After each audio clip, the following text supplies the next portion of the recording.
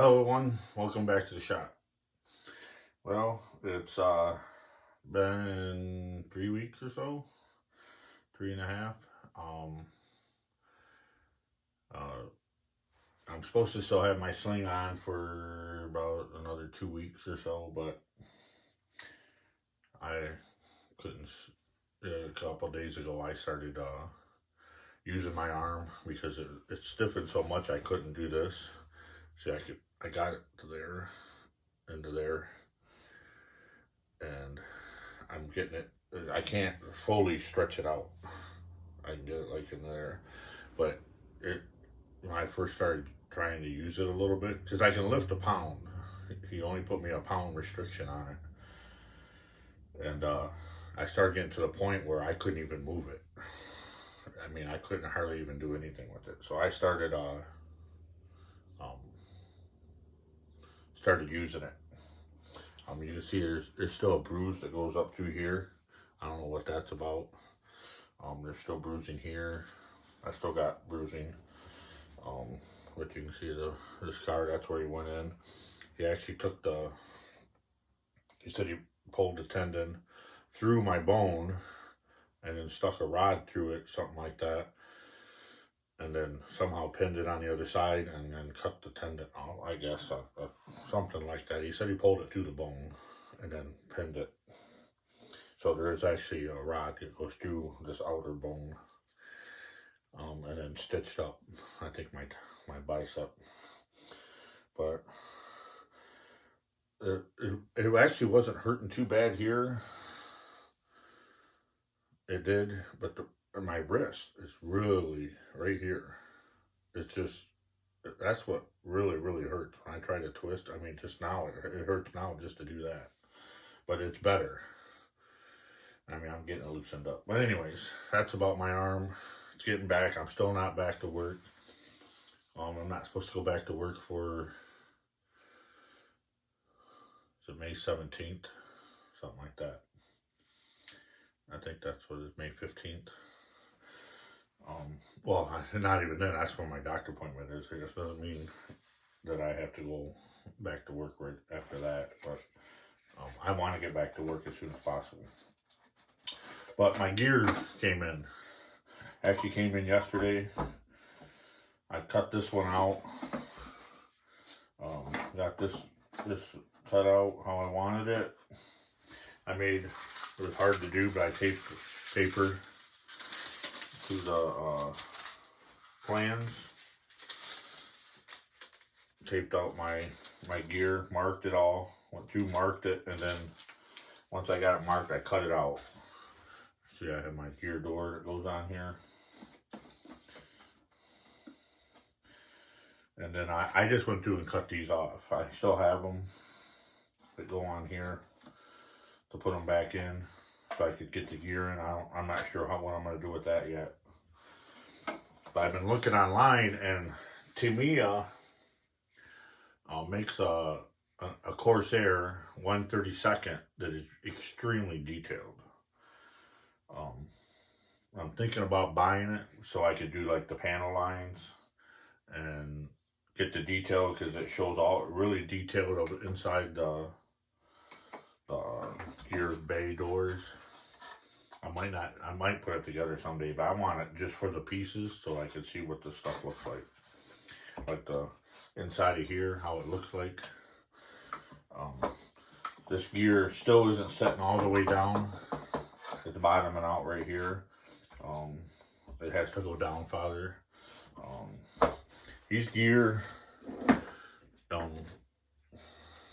I was kind of surprised. It doesn't say Robark anywhere on them. Usually everybody's got like a sticker inside. Mine don't have nothing. I don't know if I just forgot to put it on them. But they custom made them. There's a little dot right here for I think to attach your to attach this on. But there's nothing around it to attach this door on. So I'm gonna have to make something to get this door attached to it. I probably got to make it out of balsa or something and glue it. So I tried finding it online and nobody talks about it. Nobody talks about how they did their gear doors. They just show it done. They don't talk about how they attach any of this. I tried to find, because this is like 3/4 around. It might be 5/8.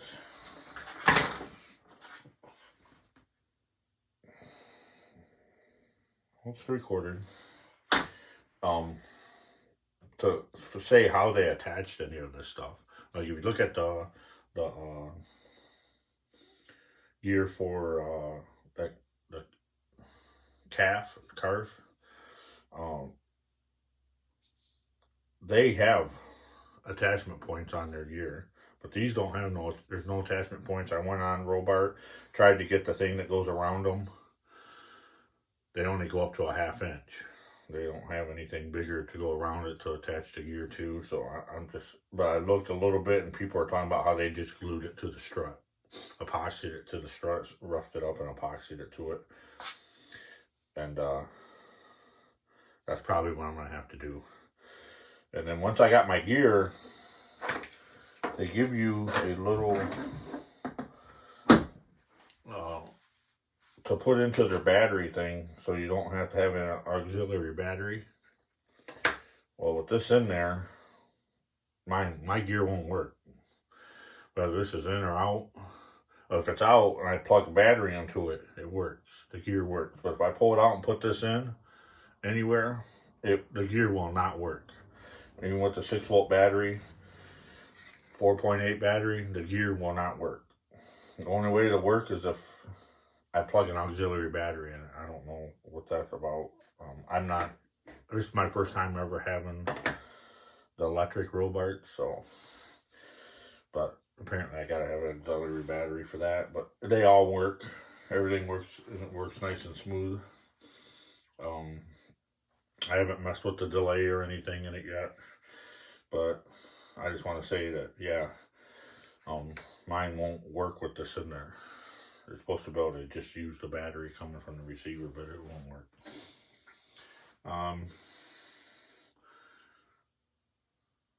The last couple of days I've been working, like I said, I've been working on this. I worked on it, cut this all out yesterday after the gear came in. And I have a little bit more work to do on it, of course. You can see I originally had it marked here and I went a little bit bigger. Because the door pattern that he had on the plans is a little bit bigger, and it's hard to find that on the plans. It's just dotted, little dot lines. Even all this, how this is done, is just a little dotted, and I kind of went off I did his, and then I did my own too. So how I wanted, by looking online, how the doors were, I just did, and eventually I ended up doing my own, because if I'm not mistaken, this one comes up a little bit too on the real Corsair. And I just kind of did my own thing, my own pattern, how I wanted it. So, the wing, on one side I worked on a little bit. I got a little bit of the covering done on the front, which is extremely hard for me with my arm the way it is, because I can't push down. I got this block in on the front on this one. I got this block in. I got this one hinged where I want it. I have to still smooth it out a little bit. I still got to finish. I'm not covering the rest of this because I got to finish doing make sure everything, I want to put the rods through and make sure everything's right. But the flaps were beautiful. I haven't cut them down to length yet or nothing. But I wanted to show you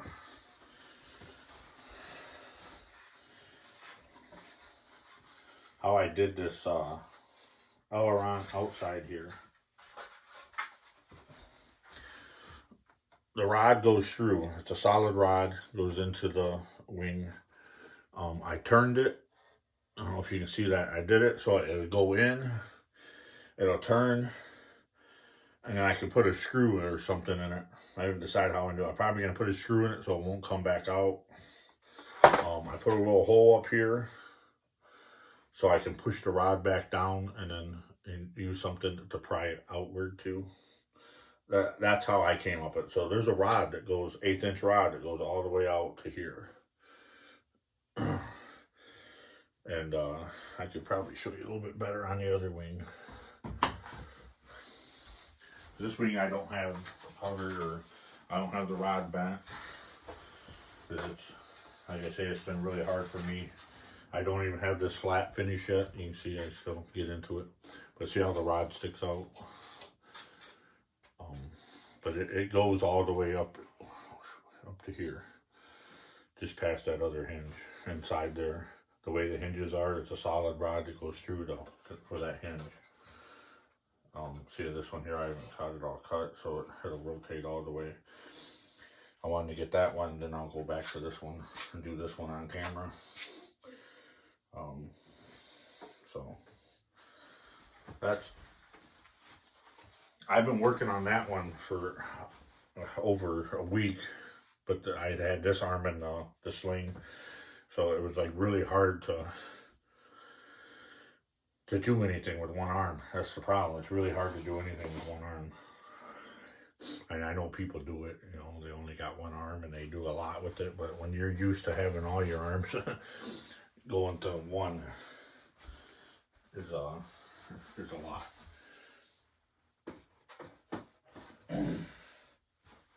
You know, just getting it onto the wing, pushed on, is a hard time. It's hard. But anyways, I've been trying to work on this. I'm thinking about doing, if you look at the real plane, it has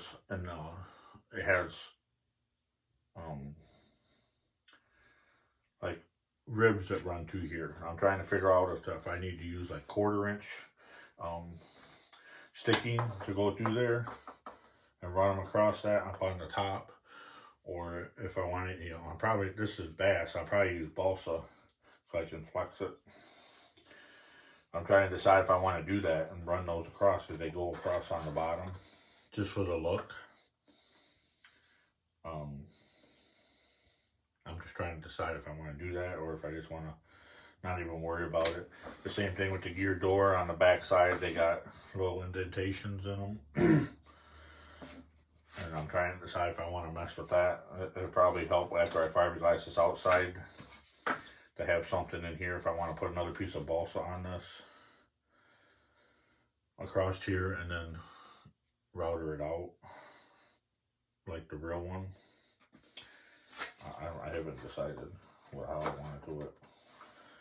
If I got to put bracing in here, across here, or for the blocks to go in for the hinging. And then the same on this side. Trying to decide if I want to use big blocking for where the hinges go on down here, so they flip up so this deck won't flex. It's decisions like that I'm trying to make how I want to do it. You know, and then like putting these pieces back in here, you know, because they got to be able to be removed for this gear to ever come out. You can't just glue them in, or if you have a problem with your gear, you're gonna have to take them back out. You can't just put the gear in there. So I'm trying to figure out how I want to do that around the gear here. How I want to put these pieces back in here. Everything. So, and And then the other one, this is cut back like into here, and this is supposed to be like leather. On the real one, I believe it is leather. And so this will fold. But it's stuff like that I'm working on right now. I do have some hinges that I had bought. I can find them. Some of these small hinges with the controls on them. I originally bought these for the doors here. Because these doors have to go like 60% pass. On the real one, they go about 60 degrees. They're not exactly how I'm saying 60, so instead of like a 90, they're going past this way a little bit, like 10 degrees more. And I think these will actually move that far. So I can put this here, and then the door will still come down. See, it's got to be able to come all the way flat. So this hinge almost has to hook down here on the bottom of it to be able to rotate all the way.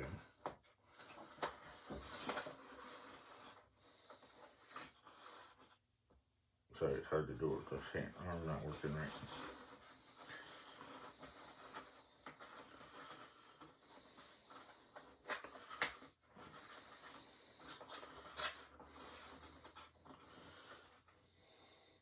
Because one of them needs one of these kind of hinges. I mean, I can use just a standard hinge, flat hinge for the one side, but I need to build a hook a rod or something to it to get the door to actually move up. Which I might put these ones on actually on this side because there's more room and depth instead of back here. They're most likely going to go on the front, and then I'll probably put a standard flat hinge back here and not one of these.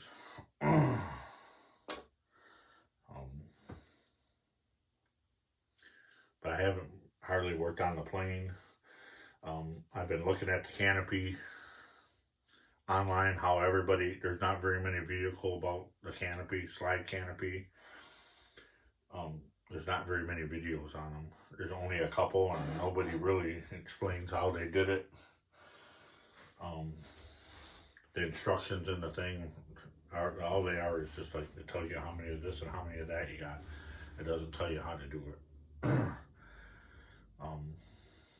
So I had to figure it out. At first I didn't think the top of the canopy actually had a slot in it on the real one.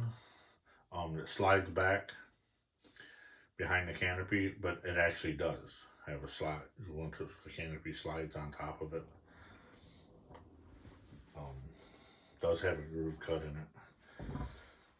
So I'm still debating if I'm going to do the slide canopy or not. Sometimes I think I'm just going to put the canopy on it and be done with it. But sometimes I think I want to do for how much money I have into this plane.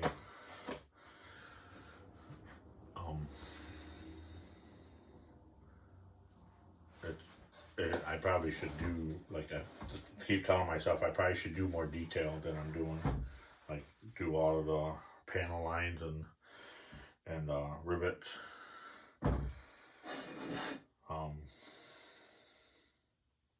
If I had to do over again, I'd probably try to find, I don't know if I would do a Meister again, or do a Meister Corsair again. I loved the Corsair. I didn't realize that, Top RC makes a Corsair this size. I think it might be a little bit smaller, but it's pretty close to this size. And it's pretty nice kit. I've looked online since I've been trying to find a slide canopy. I found them. I didn't realize they even made one. I never really heard of Top RC before, so. But if I had to do it over again for how much I have just into this kit and then building it and everything else, it would have been cheaper for me to buy a Top RC and pull the covering off it and glass it. But I think they even come glassed, if I'm not mistaken. if I remember right. They come glassed. You'd be better off to buy that than to buy one. To buy this, I'm sorry to say, but if you like building, then yeah, go for this. But for how nice those kits are coming, what I've seen, I think Top RC would probably be the way to go. If you can get them. But that's what the problem I had. That's why I bought this, because I couldn't find anything that you want to, you can't find kits much anymore. Sounds like Top RC and is it Seagull are the only two that are making kits anymore. Go try to buy a pilot plane. That like Chief Aircrafts might have a couple of oddball stuff, but the ones that you want, you ain't gonna find them. They'll have jets, but I think their jet kits are like $4,000 or $5,000. But I'm not into jets, so. But anyways, I'm rambling on now. But yeah, if I had to do over again, I don't know if I would, if I could get a Top RC plane, I would probably buy one of those for the price. Because this kit alone was $1,100. I think that's what it was, $1,100. And it didn't even come with all the balsa and bass and everything I needed. Like I said, the hinges I had to buy G10. For the controls I had to buy G10 again, the thinner stuff. So I made my own ribs. But yeah, just saying, if you're thinking about building one, I mean, they're nice kits. It'd be nice when it's done, but it's taken me a lot longer to build this plane than I thought it was gonna. What my wife is happy about. But anyways, all right. Thanks everybody for sticking around. Like I say, I'm gonna start getting more build videos out. I just wanted to show you where I'm at. I still got a lot of figuring to do on this, how I'm gonna do it. I'm gonna bring you back, so I gotta remark this to that side. Like I said, if anything, I wanted to hack this side up if I can resheet it if I have to get it to where I want it. So that side, when I cut it out, it's done exactly how I want it. So that's where I'm at. All right, later guys.